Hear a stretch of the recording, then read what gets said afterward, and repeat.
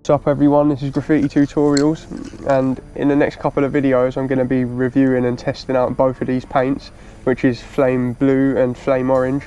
I got sent these by a website that's in America called bombingscience.com, so I'm going to leave a link to the description so you can go and check them out, and this is where you can get this paint.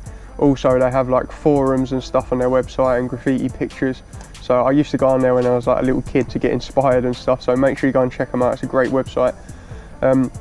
So basically, as you can see on the front, Flame Blue is the low pressure one, and Flame Orange, it says high output, which is basically high pressure one. So as you can guess, like one of them is more for bombing and the other one's for painting detailed pieces and like pieces of art and stuff. So yeah, I'm going to go ahead and test them both out now. What I'm going to do is in this video I'm going to do a little test on what the valve is like in both the cans, like the high pressure and the low pressure, and compare them. And then I'm going to paint a piece in one of these videos using Flame Blue, an entire piece using just Flame Blue, and then in a different video I'll do a piece painted entirely with the Flame Orange, and then at the end of that video I'll tell you about my experience with both the paints and that. So make sure you hit the subscribe button so that you can see both videos. Right, so I'm going to test these out now. Obviously I'm going to do the blue on this side and the orange on that side. Now the caps that they come with, the Flame Blue, the low pressure one, comes with this blue dot soft cap, I think it's called, and that, I'm guessing that's a fat cap. I've never actually seen this pink dot one before, but usually a high pressure can will come with a fat cap and a low pressure can with a skinny cap. So just going to test them out and then I'll swap the caps over after. So I'll go in with the Flame Blue first. So this is the standard cap it comes with. As you can see, when the paint first comes out, well, I don't know, you probably didn't see it on the camera, but it comes out a little bit weird, like silly string sort of. So but that's just the first bit, like there's no problems after that. So this is the cap that it comes with.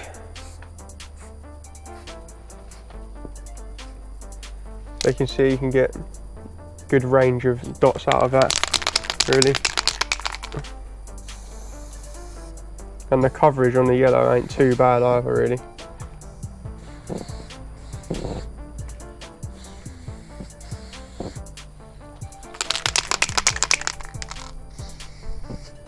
So when you're trying to get a really thin line and not pressing down too hard, like the valve isn't too good in it really. If you actually look at that, it gets all like, starts spitting and that, so you just have to press down quite hard and be pretty quick with it. You can't just, I usually like bounce my finger just on the back of the cap and press really lightly to get really skinny lines, but it's actually, it spits when you do that. So when it is nice and low pressure, just literally like it says on the tin. So it's definitely a good paint to practice with.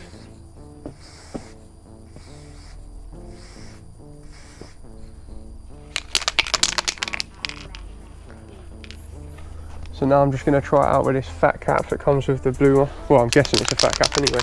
If not, I'll go and get one. Yeah, that's definitely a fat cap. So that's what the dots are like with the fat cap. It's not a very nice cap really. But you can get really skinny, really little tiny dots out of it. So even though it's a fat cap, it's still a low pressure paint. I didn't like that fat cap that came with it, so I've gone and got the one that I usually use, which is the orange dot one that comes on Montana Black can. So I'm just going to test out some dots of that. So as you can see, even though it's a low pressure paint, you can still get pretty like fat lines with it. And it is really good coverage for a shade of yellow. And you can also get good control on a fat cap with it as well. I'm just going to test it out with this Cyclone cap as well, which is a really fat cap. Now you can see it's got a really like versatile valve on it, because you can literally get the skinniest lines ever, and then you can get like a massive fat line out of it as well. So yeah, that's the Flame Blue for you. It's definitely a good paint to use. But just when you're trying to get a really, really thin line, you've just got to press down and go a bit quicker rather than trying to go slow like I do with the the finger on the back of it, so just watch out for that. So I'm going to move on to the flame orange now. Right, so I'm just going to try it out first with the cap that comes on it originally, even though I don't like it, just to show you what you're going to get if you just buy just the cans without any caps. You see that first bit that came out just then? It's like some weird stringy stuff, so don't spray straight onto your surface. Make sure you just give it a spray first. So this is the cap that comes with it. Works a bit better on this can, to be honest. You can get really tiny dots with it, but it is a bit drippy. But then it's a high pressure can with a fat cap on it, so what do you expect? Yeah, you can get some really nice lines actually. This cap works a lot better on the can that it's supposed to be with. So look, you can get nice skinny lines with it still. I can still get quite a lot of control out of this actually, even though it's a high pressure can. So this is definitely a good paint to be using really.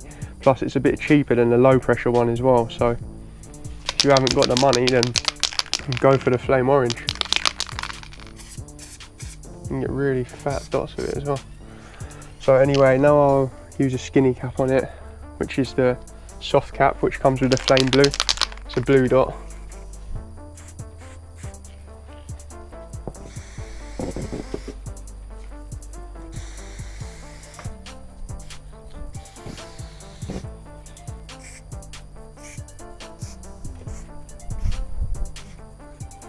Yeah, you can use this for highly detailed work as well as like bombing as well. So here's the cyclone cap, which is the extra fat one. It's a bit windy here, so it's literally just blowing the paint before it even hits the surface.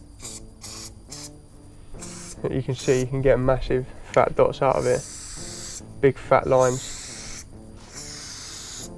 and the coverage is pretty good too. So flame orange is definitely a good paint to be going with, but I'm going to paint an entire piece with both of them, so I'll tell you my experience after that.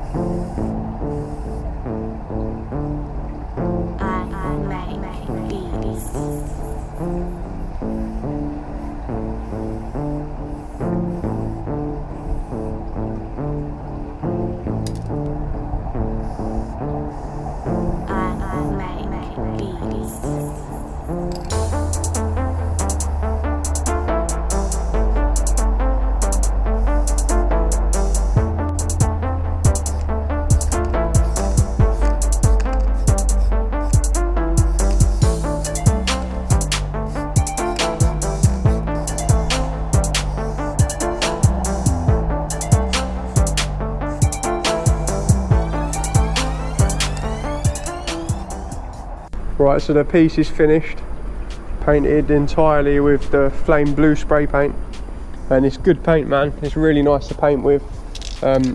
Some colours cover better than others, obviously, but that's the same with every brand of spray paint. The white covers really well, but you get a lot of overspray from it, man. When I was like colouring in the 3D part, there was just a lot of overspray coming from it. Like, you always get that with white paint, but I noticed it more with this paint than any other paint, so just watch out for that. Just try and point it away from your piece when you're filling in something next to it. And like it says on the front of the tin, it is really low pressure, man. Like, when I was outlining, it was so easy to outline this piece with that low pressure valve on it and a nice skinny cap. So if you're just starting out, then I definitely recommend to use this paint. And another thing that's good about it is not only can you use it for really fine details and really skinny lines, but it's really versatile, man. Like, you can stick a fat cap on it and still get really fat line. So when you're doing like flares, like on the outside of this piece, like I've done here, it sprays loads of spray out, man. Like, it's not some low pressure paints, you put a fat cap on them and you still just can't get a fat line out of it, you know. So you can colour in a piece faster with this. So if you like this video or you like this piece, make sure you hit the like button. Make sure you head over to bombingscience.com to get some flame blue spray paint. And watch out for the next video, because I'm going to be reviewing the flame orange and comparing the two. And make sure you hit the subscribe button if you ain't already, and I'll see you in the next video.